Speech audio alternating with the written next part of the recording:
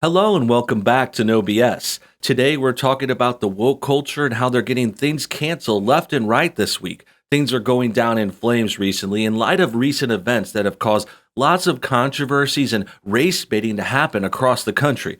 This sort of racial tension has caused a lot of people to turn on high profile names and products, including taking down a lot of things that have to do with black people and possibly offending them.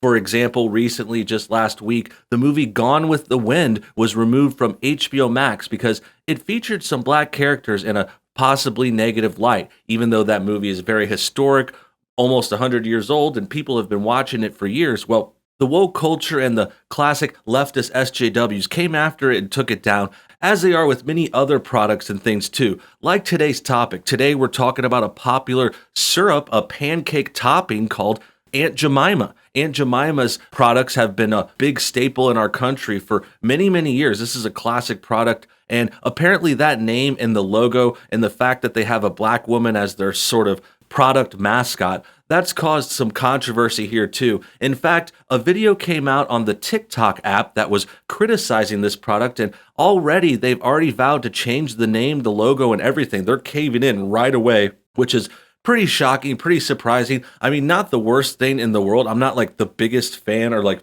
totally into this, but it is just a really bad sign. And it shows how powerful these social media kind of police people, these sort of Puritan PC police are becoming. They're getting really powerful. They have a lot of power on platforms like TikTok, Twitter, YouTube, Facebook, you name it. They're all taking down everything. And we're going to talk about it all today. We're going to watch that TikTok video, go over some details and more soon. So stay tuned. But first, let's take a quick moment to check out our sponsor. Hey guys, I've got a special offer, a flash sale available only to the NoBS audience today. With all this talk about diseases and other viruses spreading around and people required to wear face masks all over the place, why not get yourself a very professional one from Freedom Mask today? And if you order from NoBS, you can save up to 60% on this very comfortable, very stylish new mask that also has washable filters. That's right, this is a reusable mask that you can wear over and over again. You can replace these filters, you can wash them,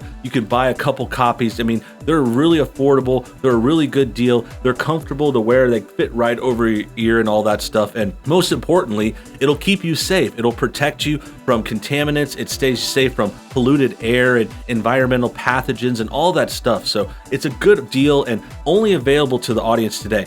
So I'm very excited to offer it to you. You can get 60% off if you order just by clicking the link below this video. Make sure you check out that exclusive link, check it out, support the show, and get yourself a Freedom Mask today. Great, and remember, supporting our sponsor supports the show, so make sure you click that link and get some great deals on our awesome offers below. Now, on to the Aunt Jemima story. This thing sparked, again, from a TikTok video, and now it's turned into a whole news cycle. The first article we're going to go over with details is called Aunt Jemima Brand Change Name, Remove Image That Quaker Says Is Based on a Racial Stereotype. We recognize that Aunt Jemima's origins are based on racial stereotype, Quaker Oats said, adding that the move is an effort toward progress on racial equality. And there you can see the bottle of syrup. This is the Aunt Jemima syrup. It's a classic product. It's been around forever. And yeah, if you just look at this bottle of syrup and think about buying this at the store, I wouldn't think anything of it. It just has a picture of a black lady in the middle. It says Aunt Jemima. I'm sure they had a person named like that at one point. Now, at the same time, we can be fair. Let's recognize the stereotype, and there's some racial possible implications here. I don't think it's offensive. I don't find it offensive myself. I can understand why some might, like if you're possibly a black person, maybe you're named Jemima, and if you saw some of these older commercials, I don't know, maybe those are more offensive, but on its own, like just looking at this syrup and thinking about recent history, like I haven't seen any bad things about it. I don't see a problem with having like a black mascot. Like I think they're trying to imply more racism than is actually there. They're trying to say it's like offensive when really you could consider it like honorary. Like this reminds me, this is another kind of similar example. That Land O'Lakes product had to revamp their logo and stuff. They used to have a Native American mascot. That happened a few weeks back because of other circumstances, but that's actually very similar to this. Granted, they didn't have to change their name. They could still stay Land O'Lakes, but the Aunt Jemima name, I guess, has to go. And I think that's going to be detrimental to the product because this is a very famous syrup. It's really good. I remember always getting it. I might even have some in the cupboard now. Maybe my mom has some, the parents, I don't know, but it's a classic product, and changing the name is going to change the whole thing, even if the recipe's the same. And obviously, we're against this kind of woke cancel culture. That's just the worst part. And the fact that they turn on everything and just make it all racial and all that stuff, it's really disheartening. So let's read on and see where else this goes. Aunt Jemima brand of syrup and pancake mix will get a new name and image, Quaker Oats announced Wednesday, saying the company recognizes that Aunt Jemima's origins are based on a racial stereotype. The 130-year-old brand features a black woman named Aunt Jemima, who was originally dressed as a minstrel character. The picture has changed over time, and in recent years, Quaker removed the mammy kerchief from the character to blunt growing criticism that the brand perpetuated a racist stereotype that dated back to the days of slavery. But Quaker and subsidiary PepsiCo said removing the image and name is part of an effort by the company to make progress toward racial equality. So here's where it's getting really woke, racial equality. You know, we have to be equal. That's a very coded word for these kinds of SJWs. To them, equality is actually more about less white people. That's the kind of thing that they're really going for. And in this case, it's not necessarily that. They're trying to just kind of coddle and pander to the leftists and the minorities and give them like this kind of lip service, but they don't really care. They're a corporation. They're trying to make money. They're trying to sell products. So I think in a way they're trying to think they can make more money here by making the change, getting a news story around it too, like recognize that they're going to get buzz to the label now. Like this is bringing it back into the public eye. You know, many people might not have even heard of Aunt Jemima if you hadn't been around in America like I have or like other people have. If you're younger, you might not have heard of it, but they're really just trying to pander. They're getting the story in the news. This is like a part of their advertising at this point. And regardless of the past, I mean, it says it has a 130-year-old history. So if it was offensive 100 years ago, I understand, and it could be totally different back then, but to kind of hold it up and say it's still racist now, it doesn't make sense because they've already revamped the character. They've done the changing of the image. They've taken it and made it just to me, it just looks like a nice black lady who makes pancakes. I don't think it has anything to do with racism or anything. I'm sure there are real black ladies out there making pancakes, and I'm sure some of them don't care about this product. Maybe they do. I would ask them, you know, I'm not speaking for anyone, but in my opinion, this is not offensive. This wasn't necessary, and this is just caving in and giving these guys more energy. They're going to keep canceling products. It's never going to end. This is going to snowball for sure, and it's just getting worse and worse. We recognize Aunt Jemima's origins are based on a racial stereotype, Kristen Kopflov, Vice President and Chief Marketing Officer of Quaker Foods North America, said in the press release. As we work to make progress toward racial equality through several initiatives, we also must take a hard look at our portfolio of brands and ensure they reflect our values and meet our consumers' expectations.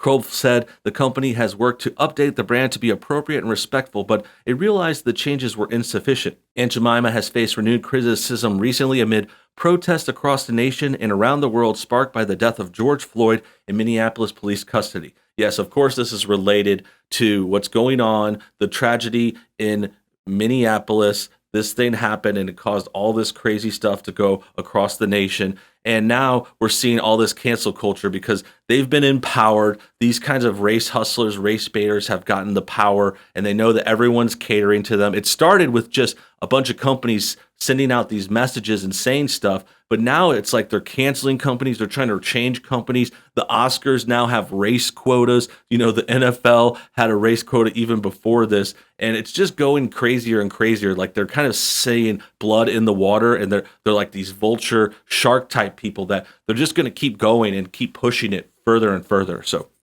okay, with that said, let's now check out the video that sparked this whole controversy. It comes from a person on TikTok named Sing Kirby Sing, and apparently there's some kind of singer, but today they're getting very political. I find it very interesting, and you're going to see why in a second. Let's check it out. Let me fix you some breakfast. Aunt Jemima? Did you know the name Aunt Jemima means slave mammy of the plantation south? Did you know the founder, Chris Rutt, a white man, got the name after attending a minstrel show? Okay, so right out the gate, we got a sassy black woman going after this product. She clearly bought the product and had it. They have a pancake mix and the sauce.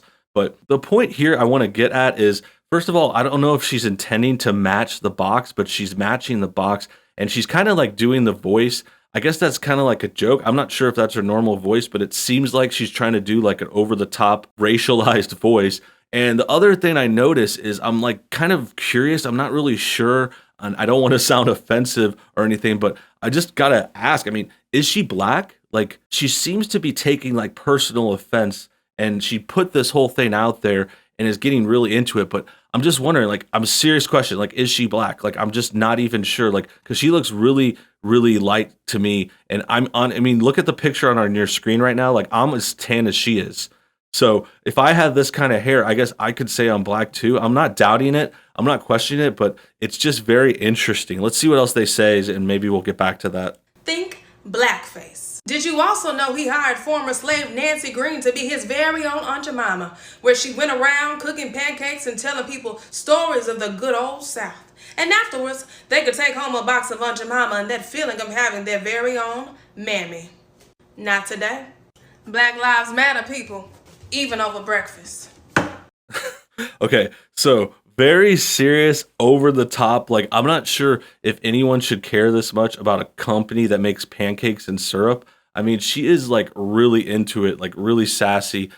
Just trying to get in on the hype. I think this is just like kind of people capitalizing on the current events, trying to get in on this story, this trend. She's trying to get viral. And again, like I said, I'm not trying to call her out. I'm not trying to doubt anything, but she's definitely light skinned black. And the point I would like to make about that is that a lot of times these very, very vocal, like very, very race obsessed people like this, they tend to be mixed. I don't know why it is, but they have some kind of trouble with their identity and they want to like overcompensate and act like they're so black, black, black. This happens a lot. And I don't really want to touch on it too much because I know this can sound offensive, but it's true. It's like she's like Colin Kaepernick. Colin Kaepernick's another one. Like, he is very light skinned. So is people like even Obama is a very race obsessed person. The other ones that I can think of is like more recently there was that football player who called out his coach, and he was calling out his coach for wearing an own shirt. And he seemed kind of similar to this person because they're very young, they're very light skinned, and they likely have like a white mom, a white dad, whichever it may be. I know that football player had a white mom. I know that Colin Kaepernick was raised by all white people. He definitely had a one white parent, and so on and so forth. I mean, Obama was raised by white people. Key and Peele are other ones that are mixed celebrities that speak out a lot, but were both, you know, half white, raised by white mothers. A lot of this happens for a lot of reasons, and I think you can make your own assumptions and kind of guess where that goes from there. But I think that's part of this story is just a kind of insecurity and a kind of overcompensation. And then in addition, they're trying to get attention. We're talking about this product that clearly has triggered this chick, or she's acting like she's triggered. I think it's kind of like concerned trolling though. Like, she acts like she cares, but that's only an act, and it's to try and get attention and to try to like kind of throw social media clout around. That's the other thing that's kind of messed up. And the last thing worth noting here is just so funny and ironic that she's doing this on the TikTok app, and people don't want to call this out. They want to look past it and just ignore it. But if you think about it, TikTok is a Chinese app. It's made in China. And that country currently has enslavement camps, and there's like 1 million people that are held in these like re-education camps. What do they call them? Like concentration camp. They have people basically arrested, and they have slaves in China. You know, they have these people, they have sweatshops. Like, China has way worse violations than anything America has done, anything America has ever done. And what they're talking about here in this issue is about some problems in America from 100 or 150 years ago. And they want to bring it up over and over and kind of blame us and act like we're the worst people in the world. But at the same time, this chick is using an app from China. She's using a cell phone probably made in China. iPhones are made there. And she's trying to like chastise us and say, oh, we can't use this pancake mix because it's named after a racist thing that happened 150 years ago. But your China stuff is fine. Like, you're fine with China like oppressing the protesters in Hong Kong right now, having these re-education camps, these internment camps for like 1 million people in China.